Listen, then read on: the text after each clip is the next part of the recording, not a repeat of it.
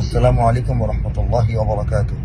প্রিয় দেশবাসী, প্রিয় মুসলিম বন্ধুগণ, নির্যাতিত ফিলিস্তিন এবং বিধ্বস্ত গাজা রাফার মুসলমানদের পাশে দাঁড়াতে এবং অত্যাচারী ইহুদিবাদী চক্রের বিরুদ্ধে নিন্দা এবং প্রতিবাদের ঝড় তুলতে আগামী 12 এপ্রিল রোজ শনিবার বিকাল 3টায় রাজধানীর শাহবাগ থেকে জাতীয় সংসদ অভিমুখে মানিক মিয়া এভিনিউ অভিমুখে এক পদযাত্রার আয়োজন করা হয়েছে।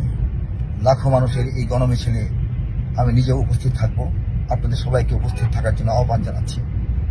প্যালেস্টাইন সলিডারিটি মুভমেন্ট বাংলাদেশ আয়োজিত এই অনুষ্ঠানটি, এই আয়োজনটি, এই উদ্যোগটি সফল হোক সেই দোয়া করছি। সবাইকে আবারও অংশগ্রহণের আহ্বান জানিয়ে বিদায় নিচ্ছি। আসসালামু আলাইকুম ওয়া রাহমাতুল্লাহ।